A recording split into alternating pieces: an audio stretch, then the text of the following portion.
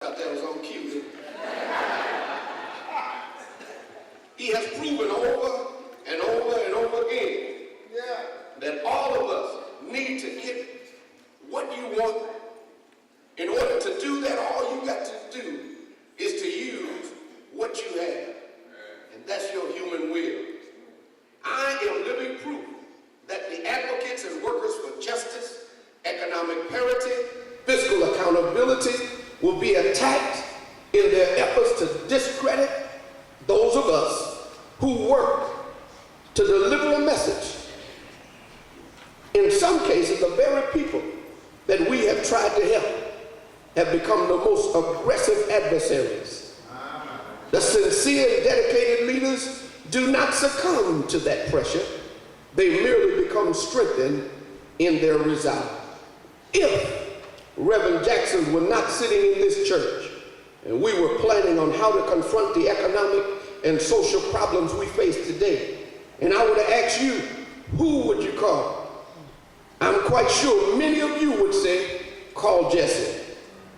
You would say it because you know, like I know, that if he could come, he would, because he has always responded to the call of the people. That's right. That's right. We have with us today a man who has served the people without being an elected official. He has not served corporate executives representing his employer, nor a political party hat who carries the message without knowing what he is saying. Today, we have one of God's servants who has humbly shouldered the burden of social and economic equality without requesting the people grant him anointed status. This man has shouldered the burden as he has raised a family, founded and administered the Rainbow Push Coalition, participated in local, national, and international civic and human rights struggle for change, and even have run for the presidency of the United States.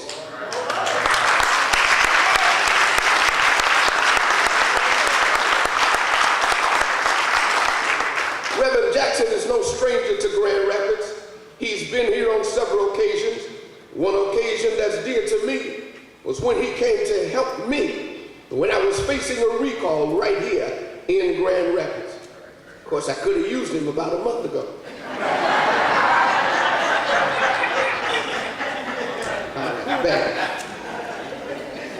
It's with great honor and privilege that I present to most, but I introduce to others, the esteemed, the people's leader, the voice of the people, the Honorable Reverend Jesse Jackson.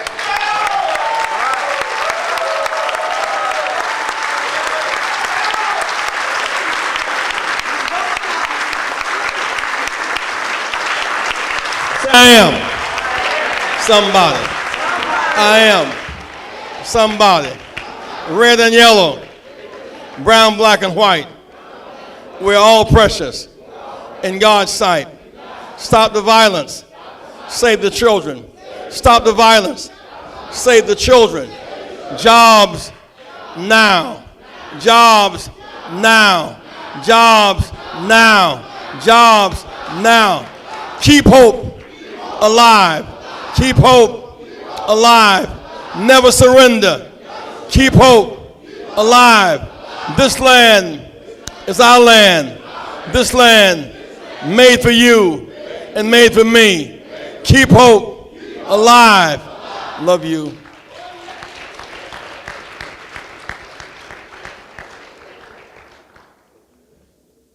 Pastor Dean, thank you so much for your introduction of me and the legislature earlier today, and for being here tonight. I want to express thanks to Pastor Dean for being good enough to invite us here and to make us feel so welcome all the time.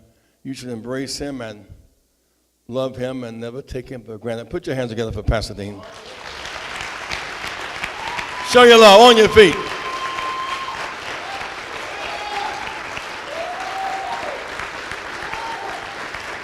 Put your hands together. My friend and brother from the UAW who rode in with us today, from Lansing, Brother Gerald Kareem. Gerald, won't you please stand? Give it up for Gerald. Some way here, my family friends of long-standing, the Tucker family. Where are you, Brother Tucker, Mrs. Tucker? Give them a hand, Brother Tucker. Put your hands together.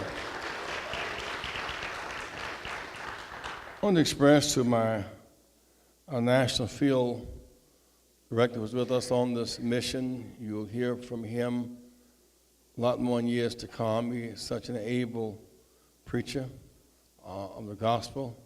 Bishop, won't you stand, Bishop? Bishop Grant. Bishop Grant. Say Bishop Grant. This has been a long and challenging journey this past week as we've hit the road across Michigan on the basic theme of jobs and peace and justice. We're having a march in Detroit this coming Saturday, August the 28th, 10 a.m. at Cobo Hall. I want you to be present at that march on this coming Saturday as we march for jobs, if that matters to you, and peace and justice. August of 1928, there was a march in Washington led by Dr. Martin Luther King Jr. As he shared with America his dream beyond our predicament, beyond our pain, beyond our differences, a dream to set us all free. Before he gave that speech in Washington in August of that year, he marched in Detroit in June. Reverend C.L. Franklin, Reverend Tyler, Reverend Clegg, Walter Ruth from UAW, Dr. King, they all marched together on the basic theme at that time of freedom and jobs and justice. And here we are, 47 years later, Rainbow Push and UAW, marching together for jobs and justice and freedom. We've hit a new level of freedom now. Today we are all free, but we are not all equal. Matter of fact, the playing field is not even. So this quest to put America back to work and to even the playing field, we're on the road again. We came in from Chicago on Saturday to Kalamazoo and Battle Creek, connecting wall by wall, as Nehemiah said, as we seek to build this wall, and then into Detroit and a round of churches and festivals in Detroit on Sunday, and then Flint and Saginaw. And then from there on back to Detroit, and then Jackson and Ann Arbor and Michigan and University of Michigan and Inkster. And then back in Detroit, and today Lansing and Grand Rapids, and back to Detroit as we go around the state connecting the parts thereof. Nehemiah said our walls were down, and we could not get a grant from the government. We could not get subsidy from the rich. We built the wall anyhow because we had to work. As we go from place to place, we are rebuilding the wall. I find that it's so amazing how people in Benton Harbor are not really connected to people in the functional sense of people in Kalamazoo. They were people in Battle Creek. Those in Flint connect with those in Saginaw. So we seek to go place by place. We want Grand Rapids to be a part of that wall of defense and jobs and justice to change our course, to revive the great spirit of our great nation. We came in 63. That was a kind of up feeling, since we were down but moving up. Today, there's a sense that we are up but moving down. In 1963, people of color from Texas across to Florida, up to Maryland, we couldn't use a single public toilet. Our money was counterfeited. We could not buy ice cream at Howard Johnson's. We could not rent a room at Holiday Inn. Veterans of World War II and the Korean War had to sit behind Nazi POWs on military bases. We lived in a state of humiliation. And yet somehow, some way, we were determined to make it to the top. And so we marched. And then in 1964, we got the Public Accommodation Bill and clipped the wings of Jim Crow. It could no longer fly as a matter of law. And then in 1965, we got the right to vote. Lest we forget, the media projects it as blacks getting the right to vote. But that is looking at the Voting Rights Act through a keyhole and not through a door. The reality is we got to Alabama in 1965, blacks could not vote, but white women couldn't serve on juries. We got there in 1965, white farmers who couldn't pay poll taxes could not vote. We got there in 1965, and 18-year-olds while serving in Vietnam, serving the country, sacrificing their lives, had to serve but didn't have the right to vote. Out of that came, by 1970, 18-year-olds got the right to vote, can vote today and must vote. Every high school senior who is 18 and will be by November has the right to vote now. By 1974, we won another case. That case was voting residency. If you go to school here in Grand Rapids or Ann Arbor or in Lansing, you can vote where you attend school. Because of the idea of easy access to voting, or you may be in Lansing or Ann Arbor or Detroit, you shouldn't have to drive all the way back to Grand Rapids just to vote. You can vote where you live and where your schools live as a residence. And last year when President Barack Obama ran, because they were inspired in Iowa, they turned whole dormitories into precincts because young America used that vote. But 1975, we got bilingual voting. You could vote if your first language was Spanish, Native American, or East European, or Russian. Vote in the language of your first choice, because many Americans do not speak English as first generation.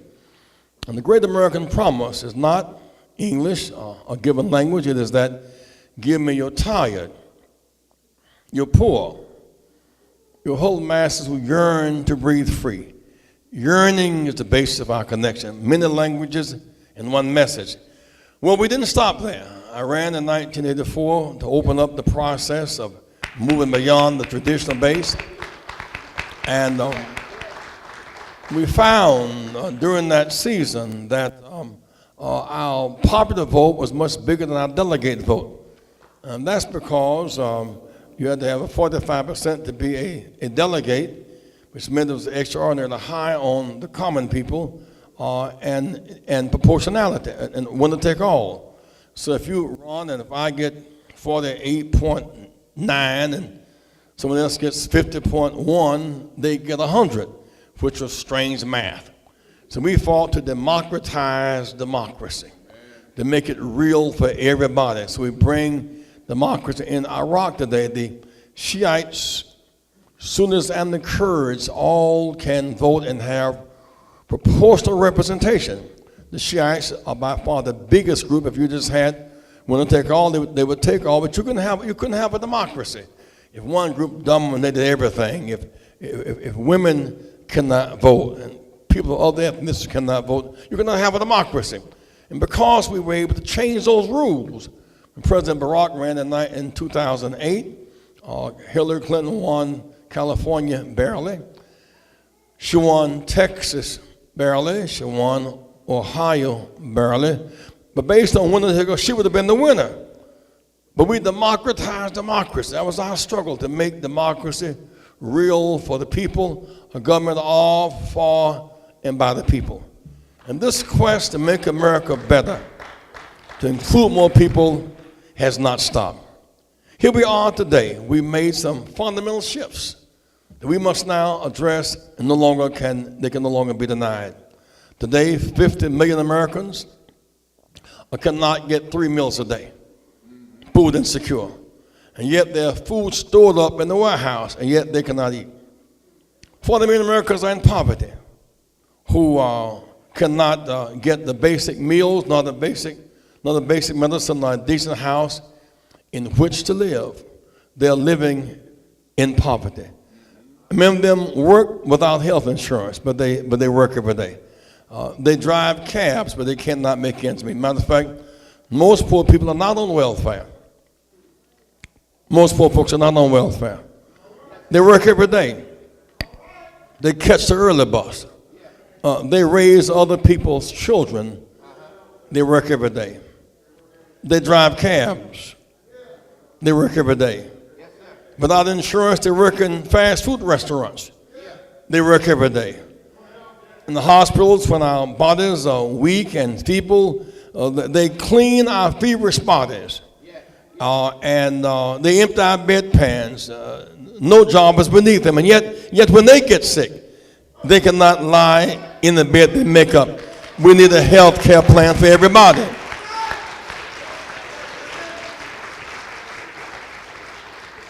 $27 million Americans have no job. 15 million, Brother Dean, are outright unemployed. Another 8 million persons have dropped out of the workforce. They've given up. Others work part-time. They get to work and they still cannot make ends meet. So we fight to end the poverty. We fight to fulfill the dream for all American people. Well, maybe the most fundamental shift is an economic one. For in a sense, when you look at our White House, you look at our legislatures, you see people of color and men and women of different ethnicities and different genders. It's like midday in our politics because we're the most representative government in the world, the most we've ever known. While it's midday in our politics, it's midnight in our economy. Midnight in our economy. And what we see in every city that we visit are plants closing and jobs leaving and drugs and guns coming. Not because American workers cannot work, but the playing field is not even. USA GM, 60% owned by USA GM, and 20% by Canada, and 20% by UAW. And yet that USA, its number one market for Buicks is China. Americans can compete with Chinese labor. We cannot compete with slave labor. We want an even playing field for the American worker. This makes us beyond this issue of a race discussion or a race dialogue. We're way past talking about it.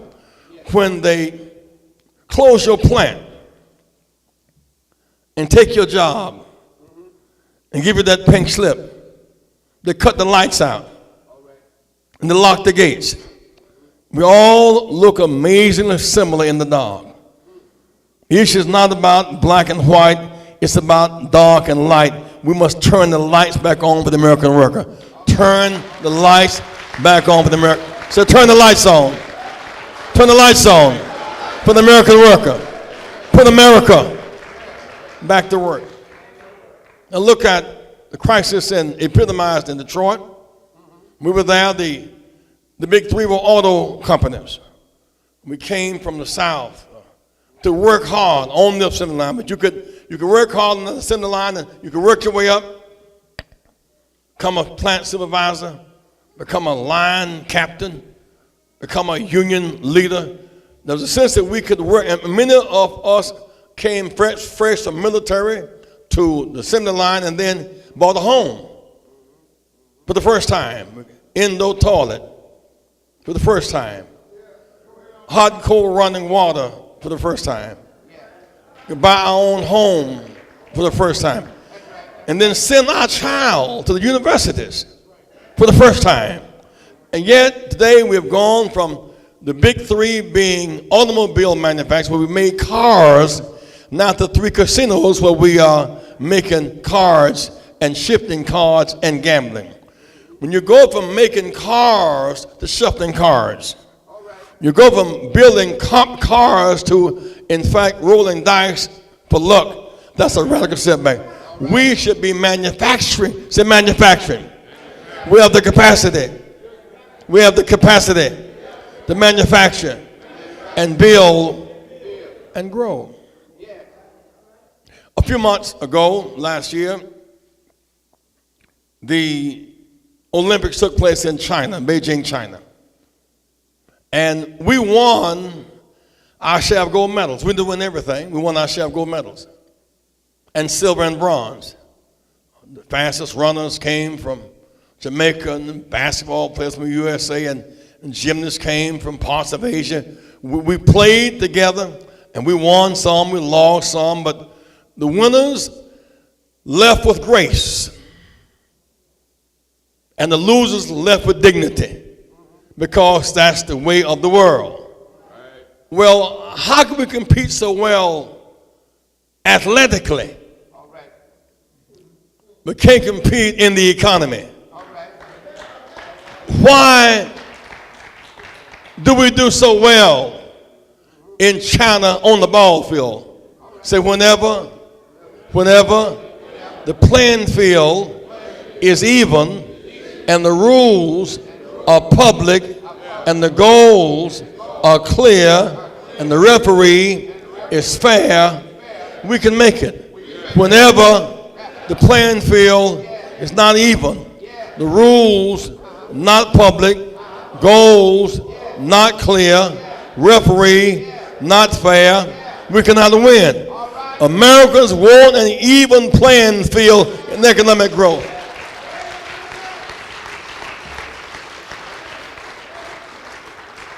We have globalized capital without globalizing human rights and workers' rights and women's rights and children's rights and environmental security. Why do we have this big housing calamity? Because banks did not have congressional oversight. These congressional banks, these congressional overseers did not oversee. They were either raising money on Wall Street or getting a job on Wall Street as a lobbyist. And so banks didn't have to honor fair lending laws or Fair Housing Act or community reinvestment or equal employment or contract compliance. And so these banks ran us in the hole. They made money running us in the hole. We bailed them out. They made money on the bailout. Billions of dollars of zero interest money, they made money on the bailout. They made money on exorbitant fees. They made money on the foreclosures. That's why today foreclosures are distancing modifications. And somehow we bailed them out, but it was not linked to lending, not linked to reinvestment. So today, Wall Street is celebrating while homes have been destroyed and boards are placing up where windows used to be. We need new regulations on bank behavior.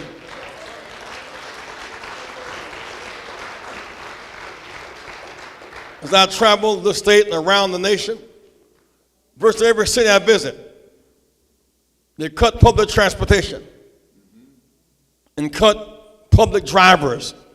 Bus drivers are green jobs. 50 folk on the bus versus 50 cars is a green job. And then they raise the fare on public transportation. Then on welfare, it's illegal to own a car.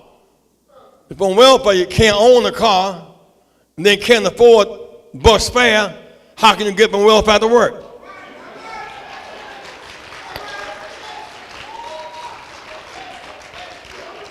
They cut public transportation. Then they cut public housing and the public housing staff. And while they cut public housing, private homes are in foreclosure. 1 million more this year. They don't stop. Then they cut public education and lay off teachers. Many children are not doing well in school because they are poor. They cannot read well. They cannot see well. They cannot hear well. And they need remedial development, and they need care, and they need attention. So you cut public transportation and public housing and public education. Then you cut the tax base. Then you can't afford police and teachers and family. We must rebuild America bottom up, not top down. put America back to work. Now look at all of these home areas where you have these boarded houses where banksters have made this money.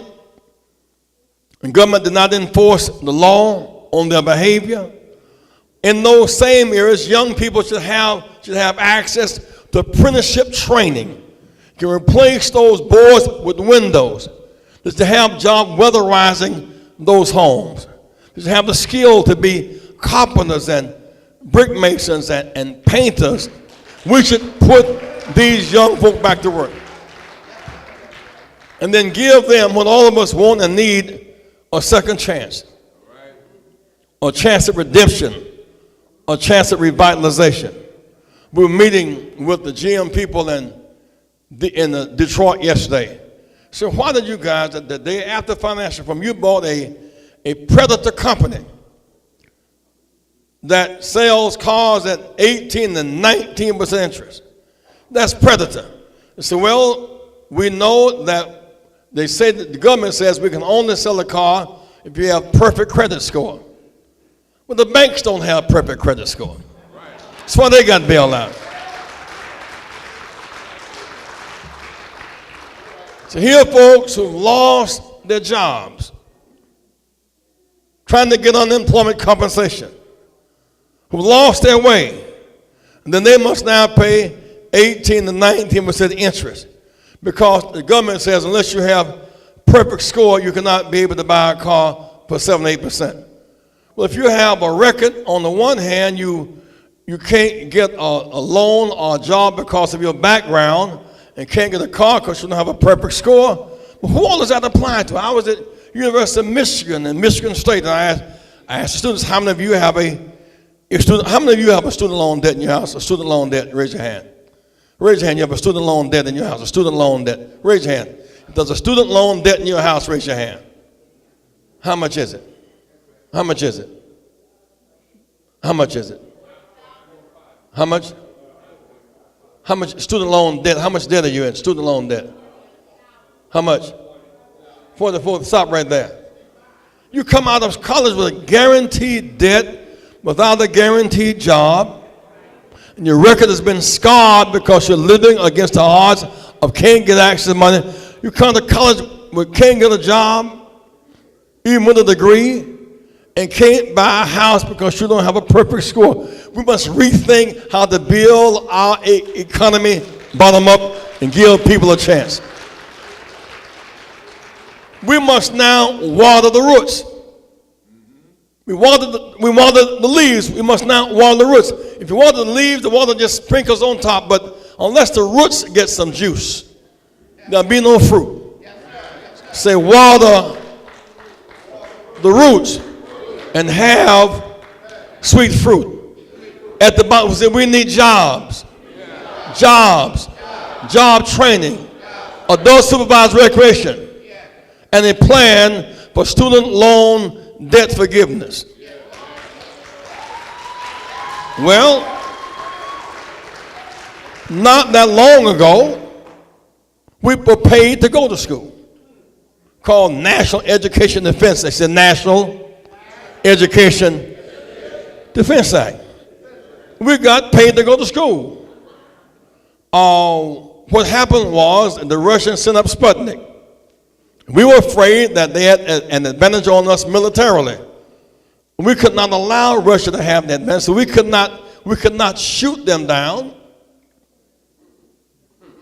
They were moving toward the moon. We could not curse them down. We could not threaten them down. So we decided to fight Russia with our minds. Say, fight Russia in a mind contest. And so if you went to school studying science, you got a scholarship.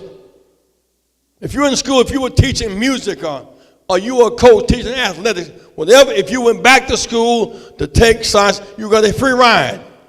So we had to out-compete Russia in the classroom. So whenever education is accessible and the field is even, we the American people can make it.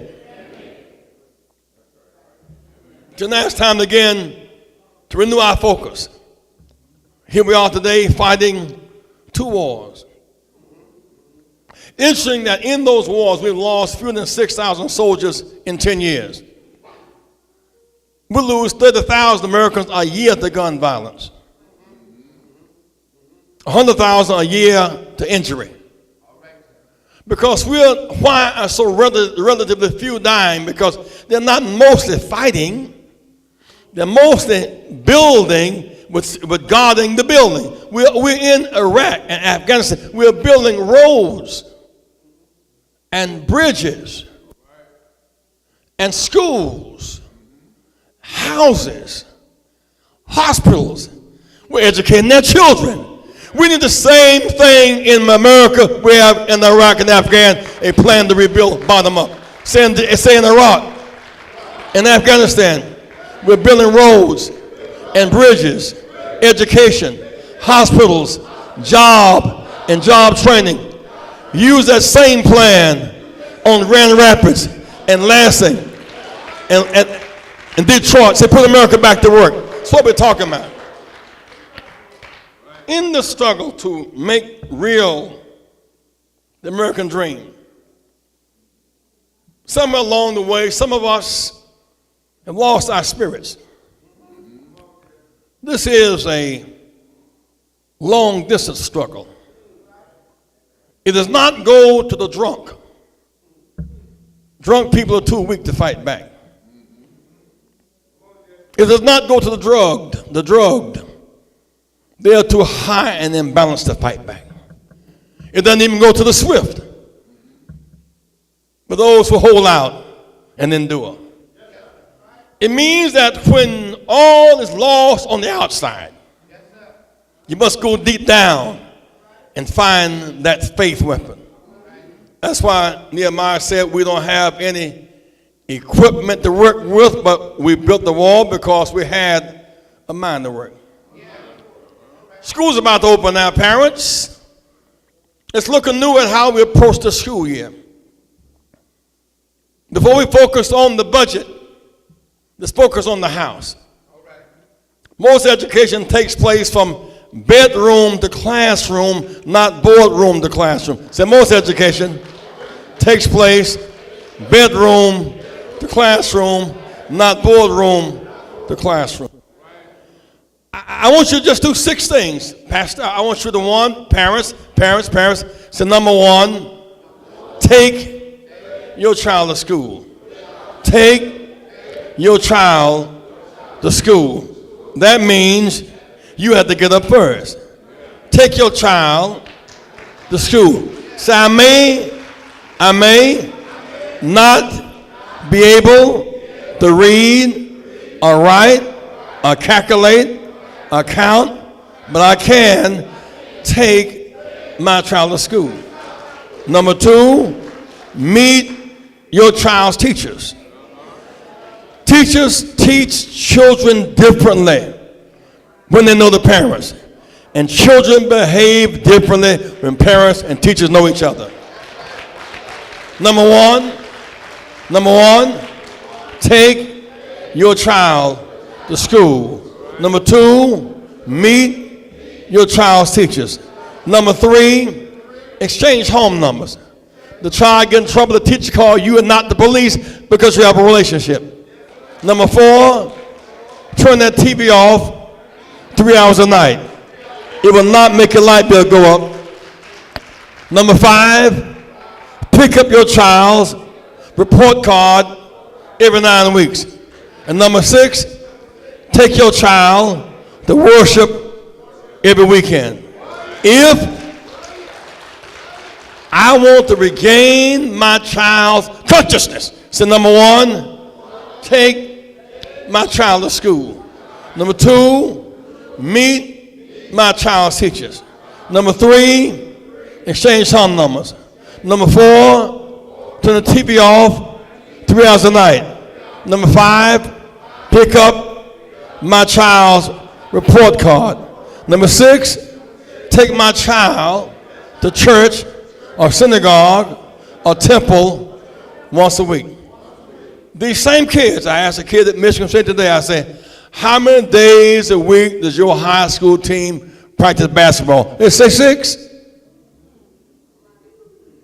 How many hours do you study a day? 3 hours.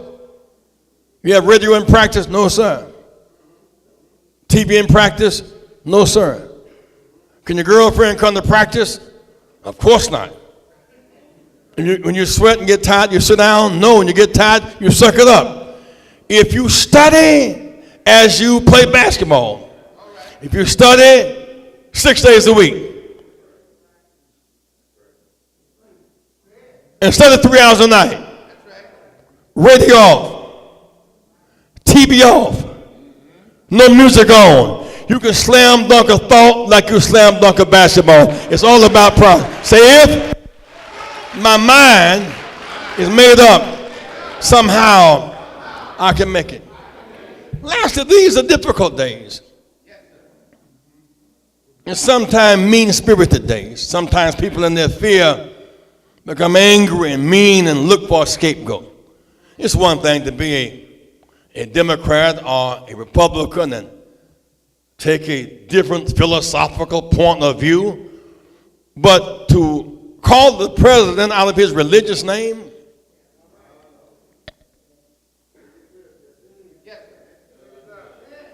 to challenge where he was born, to attack where his wife takes a vacation, we must be more civil than that.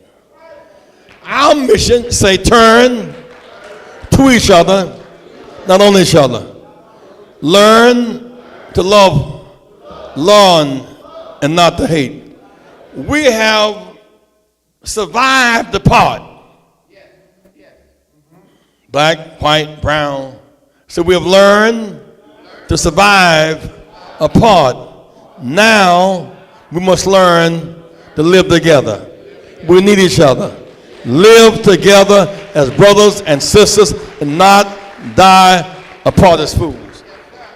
I close on this note because when all that's said and done, when these Nebuchadnezzars, Herods and Pharaohs tread on you, you turn to God, not your own understanding. Somebody got to say, teach your child to read and write and count, but also teach your child to pray. You don't eat just because you're hungry. You're not a farmer. You didn't plant the seed. You didn't till the soil. You didn't make it rain. God made the dirt. And God made it rain. And God empowered the farmer. And so it's not too much to say now, I thank you for what I'm about to receive. Nourishment of my body, but Christ's sake, say amen. Because if the child does not respect the Creator, he will not respect the creature, his mother and father and teachers and friends. Don't go to sleep this cost you sleep. So now I lay me down to sleep. Pray the Lord my soul to keep. If I should die before I wake, I pray the Lord my soul to take. I lean in these difficult times on God, not to my own understanding. It gets dark sometimes. The Lord is our light and our salvation. Whom shall we fear? Storm clouds roll, and the weather gets hot, and sometimes cold, but our God has the power. If we have the faith, God has the power. It gets dark, but hold on until the morning comes. Can I get a witness? It gets dangerous sometimes, but yet though I walk through valleys and shadows of death, I fear no evil, but thou art with me. Can I get a witness? Every now and then we weep, we hurt and we cry, but don't stop there. Don't drown in your tears. Weeping may endure for a night, but hold on and hold out. And don't give in, and don't give out. Joy, joy, joy cometh in the morning. And if my people who are called by my name will humble themselves and pray and seek my face, and then turn from the wicked ways, God will forgive our sins. We'll hear from heaven And God will heal our land. It's healing time. It's hope time. It's healing time. It's hope time. It's morning time. It's joy time. Forward by hope, not backwards by fear. Our God is a wonder. God bless you.